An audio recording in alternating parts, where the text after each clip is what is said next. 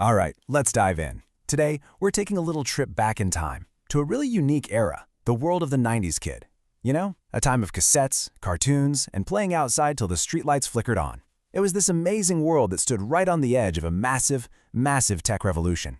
So if you remember that bridge between two completely different worlds, this one's for you.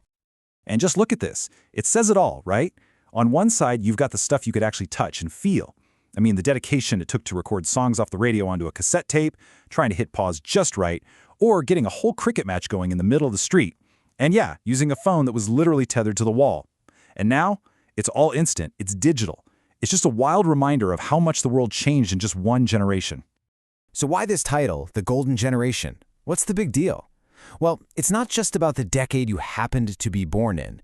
It was about being part of this experience that really can never happen again, growing up with one foot planted firmly in the analog past, and the other one just starting to step into the digital future. And this definition just nails it, doesn't it?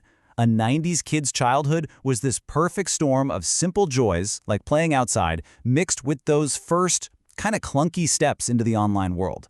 Think about it for a second. We were the pioneers of having a computer in the house, but our scraped knees, oh, those came from actual pavement, not some virtual reality game. Okay, so let's start with that first half of the experience, what it was like living a life in analog. This was a time when all our entertainment, our connections, they were physical. They were tangible things you could actually hold in your hands. Oh man, just look at this list of everyday treasures. Do you remember the absolute rush of getting a rare Pokemon card or a shiny Tazo? Or that daily ritual, racing home from school, dropping your bag just to catch Dragon Ball Z or the Power Rangers? We actually wove friendship bands for our best friends. We shared our deepest secrets in these handwritten slam books. And of course, we all performed that sacred ritual of blowing on a video game cartridge to make it work. These weren't just things we did. They were basically the currency of our childhood. And that's really the heart of it, you know? Without an endless feed to scroll through or a million shows to stream, happiness was found in those smaller moments. It was a less distracted, more present way of living. Pure joy could come from something as simple as a new comic book or hitting a perfect 6 in street cricket. But then, of course, things started to change. And this brings us to the other huge part of what makes our generation so unique.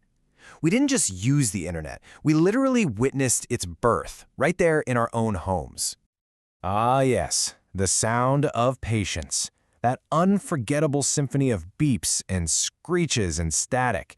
That whole kersh beep of the dial-up modem. Getting online wasn't instant. No, it was a process. You'd listen, you'd wait, and you'd just pray that nobody in the house would pick up the phone and kick you off. You know, in today's world that's all about getting everything right now, we were the generation that was trained by our own tech to just wait. That old dial-up modem didn't just connect us to the internet, it taught us patience. It built this kind of resilience in us, this understanding that not everything has an instant fix. And I think that's something that still shapes how we tackle problems today. So all of this puts the 90s kid in this incredibly unique position. We stand right in the middle, with one foot in the analog past and one in the digital future. We're basically fluent in both languages. Just take a second and think about how heavy that statement is. We are the last group of people who will ever remember what the world was actually like before the internet rewired everything. We lived in the before and we helped build the after. That's a perspective no generation that comes after us will ever have. And it shapes everything. How we think about privacy, how much we value unplugging, and even how we raise our own kids in a world we saw being built from scratch. And because so much of that before time was lived completely offline, a lot of our most precious memories aren't saved on a cloud somewhere. They weren't performed for a camera to get likes. They just exist inside of us, in our hearts and our minds. And in a way, that kind of makes them even more special.